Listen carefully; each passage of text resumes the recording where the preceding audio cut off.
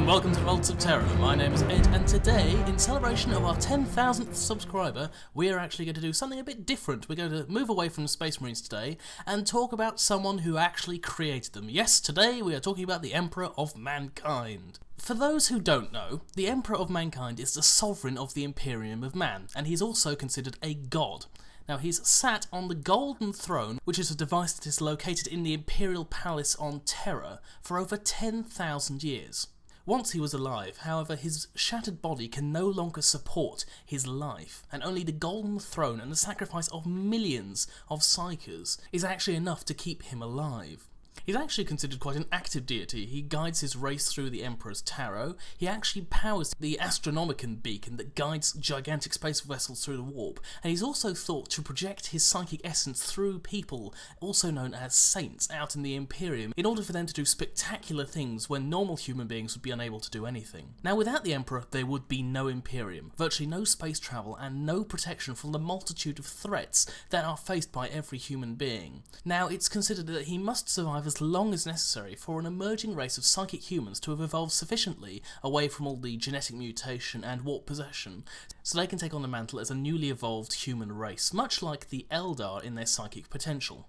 Another point to mention is that demonkind actually refers to the Emperor as the anathema, as he is the opposite of demonic power and chaotic power in the Warhammer 40,000 universe. He is a force of order, and thus he is seen as the ultimate enemy for the powers of chaos, hence why the Imperium is always harried by them. Now, I want to go on and talk a little bit about the origin of the Emperor, as this is something that not a lot of people know.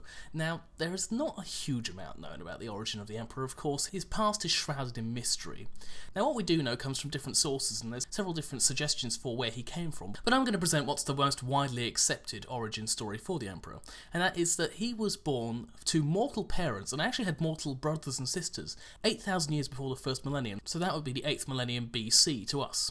He was also born in a region known as Central Anatolia, which today is known as Central Turkey. Now, the birth of the Emperor was the result of a scheme created by the wisest and most powerful humans at the time, a conclave of shamans. Now, they were the earliest psykers in human history, and they became aware of the powers of chaos quite early on in our evolution.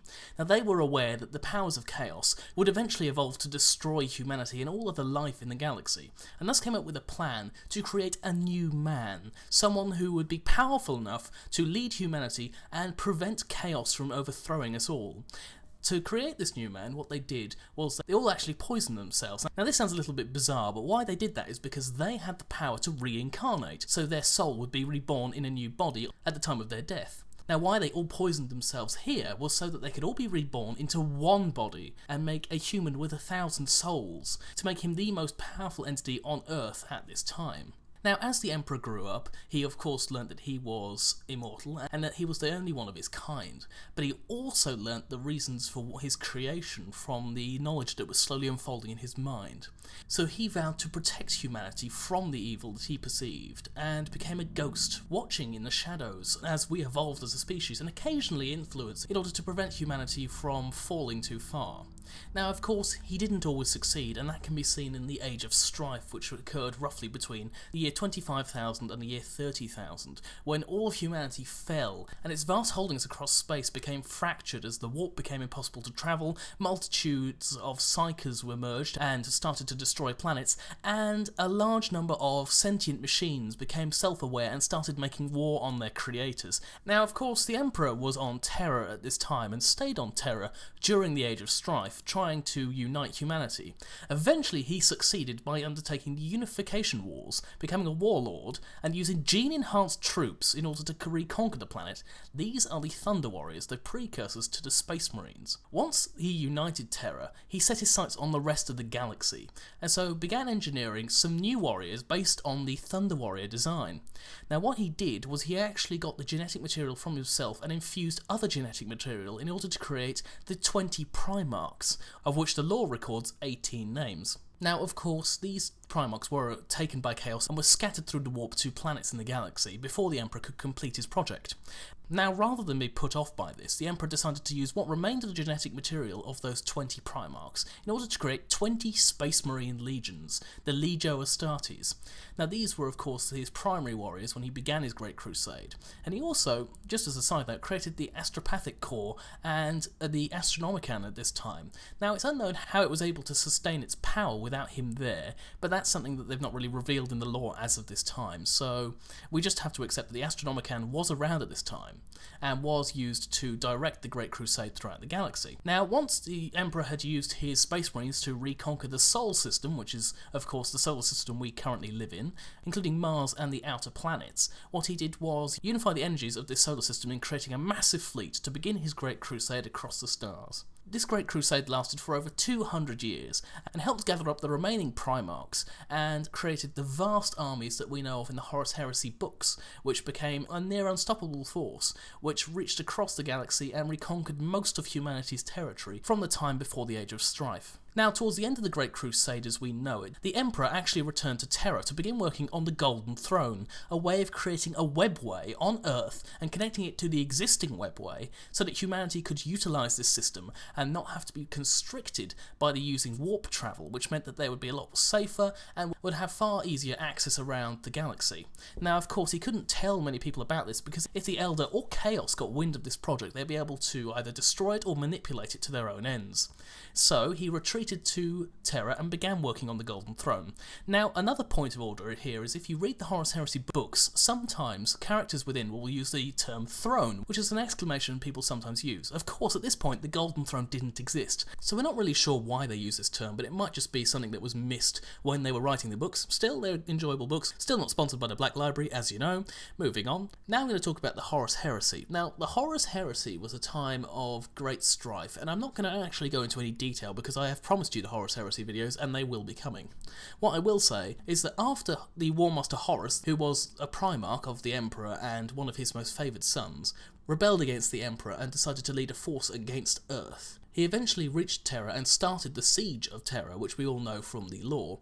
Now, the Siege of Terra ended when the Emperor, along with a force of warriors and his Primarchs Sanguinius and Dawn, teleported up to the Vengeful Spirit, the War Master's flagship, and tried to engage him in direct combat. Unfortunately, Sanguinius got there first and was killed by the War Master. The Emperor then got to the War Master and began a great duel. Now, I'm not going to go into specifics again, but needless to say, the Emperor and the Horus were almost equally matched. But although Horus grievously wounded the Emperor almost to the point of death, the Emperor still had enough psychic strength to strike Horus down and purge him of the Chaos Taint just long enough for him to feel the shame of his actions before he was killed by the Emperor to prevent him from being repossessed by the powers of Chaos. Now, after this, of course, Dawn discovered the bodies of Sanguinius, Horus, and the Emperor, and he returned the Emperor to the Golden Throne. Using the last of his strength, the Emperor then gave his instructions to his advisors and Dawn as what had to happen next in order for the Imperium to survive. And that is where the Emperor's physical part in the Imperium ends, with him being interred in the Golden Throne and no longer able to leave the Golden Throne's life-sustaining mechanisms for the fear of him dying. Now, from that point on, the Emperor began to be worshipped as a god. It was a cult that was around at the time in the Horus Heresy that eventually flowered into the Adeptus Ministorum that we know today, or the Ecclesiarchy. Now, they worship the Emperor as a god, and for all intents and purposes, he actually is a very powerful entity. Now, of course, we could dispute his godhood because there are other entities in the galaxy, but because of his power, it could be said that he has ascended to the rank of god, although that's entirely up to how you perceive the Warhammer 40,000 universe. Now, what this actually entails is the fact that the Emperor doesn't leave the Golden Throne. He will be there until he either is repaired or dies. It's actually in a place called the Sanctum Imperialis, located deep within the Imperial Palace on Earth. So deep, in fact, that it wasn't touched by the Age of Apostasy, which we talked about in one of our earlier videos. As I said, the Emperor's form is being physically maintained, however his mind extends across the entirety of the Imperium. As his body is maintained near death, his will endures, and so he can actually affect many things that are occurring within the Imperium, although he's unable to physically interact. What he can do is change events through the Emperor's Tarot, predicting what may happen and giving the Psykers who use the Tarot the ability to look forward and see what they need to do in order to preserve the Imperium. He's also manifested through the use of the Astronomicon, which actually guides ships within the warp and prevents them from getting lost, allowing the trade which unites the Imperium to keep going and allow it to prosper in what little way that it can.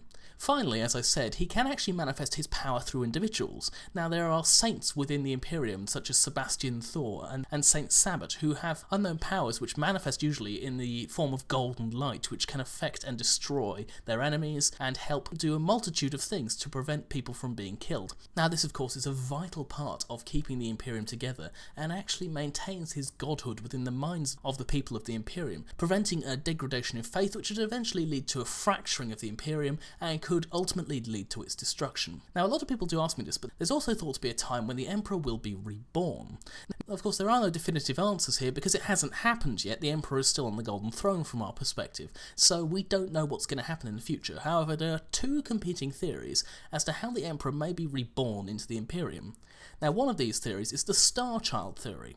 Now, this has two aspects. First, the Emperor's soul is currently forming as a new entity, the Star Child, within the warp, such as the Chaos Gods did long ago, and he will use it to be reborn. The second part of that theory is that the Emperor actually had children. Now, a lot of people might be a little bit confused by this because of his godhood, but you have to remember for nearly 40,000 years the Emperor was a human, and in all that time it is likely that he may have actually procreated. Now, whether that was by design or whether that was through an accident, the Emperor is thought to have some descendants out there in the galaxy. Now, to go back to the entity forming in the warp, most of the Emperor's soul is said to actually disperse from his body after defeating Horus, much in the same way as the shamans had when they formed him. It is believed that the Emperor possessed the ability to reincarnate, and this would eventually lead to his rebirth. Now, to avoid discovery by the Chaos Powers, it's believed the Emperor was able to plant the seed of his reincarnation in a new soul awaiting birth, the Star Child, but only once his old body has fully died. Of course, he couldn't do this at the moment he defeated Horus because the Star Child hadn't yet formed, so it's possible it has taken this long for the Star Child to actually grow within the warp. Now, moving back to the Emperor's children, the actual children, not the Space Marine, it's thought that they are actually still living in the Imperium. They inherited the Emperor's immortality and a measure of his power, although not the full degree of it, and it's believed that when the Star Child is fully formed, he'll be able to find one of these children, known as Sensei, and eventually hold the Emperor's reincarnated soul as a new entity, becoming the new Emperor and able to lead humanity out of the darkness and into a new golden age. Now, I did mention there is another theory, and that is of the Sensei Emperor, which is related to the theory I've just said, but it actually has a little bit more about the Emperor himself becoming reborn. Now, a hidden group calling themselves the Illuminati, of course they're still around then, have learned from the Elder's Black Library many truths of chaos, as well about the Sensei and the fall of the Elder. They realise that the Emperor cannot survive in his state forever, and eventually fail. Now, they predict that without the Emperor, mankind will fall to chaos, as the Elder did, and because of the extent of humanity across the entire galaxy, it would open a warp rift the size of the Milky Way galaxy in the centre, which would also end up forming a new Chaos God, the 5th or 6th, depending on who you count. Now, this of course would be the mightiest of the Chaos Gods, the largest, and would probably lead to the destruction of all life within the Milky Way galaxy. They seek to prevent this by actually getting the Emperor to be reborn.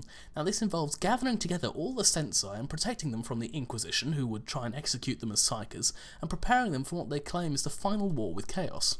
In truth, they ultimately plan to sacrifice the Sensei to the Emperor, in the same way that many psychers have been consumed by the Emperor before. With the sacrifice of all these Sensei, the Emperor's body would be reborn, so he wouldn't have to die in order to survive. This means that he would be able to stand from the Golden Throne for the first time in 10,000 years and lead his armies to victory. Now, of course, we don't know if any of this is true. Like I said, these are all theories, and they're quite old theories, as that coming from the 80s and 90s. However, these are the most likely outcomes of the death of the Emperor or the rebirth of the Emperor in this time of ending at the end of the 41st millennium. That is everything I wanted to say about the Emperor. There are some more bits and pieces that I'm going to be discussing during my Horus Heresy videos, but that's what I primarily wanted to go into today, what the Emperor was and why he existed. Just on a personal note, I'd like to thank every one of my subscribers who's actually subscribed over the last year and a bit. It's been incredible. I didn't think I'd get 100, let alone 10,000, so I am very grateful to you all. As you know, I don't make money from this, but I still really enjoy making these videos, so as long as you guys are there to watch them, I will keep making them. So, from me, thank you for watching this video on the Emperor of Mankind, and thank you for watching the Vaults of Terra. We'll see you next time.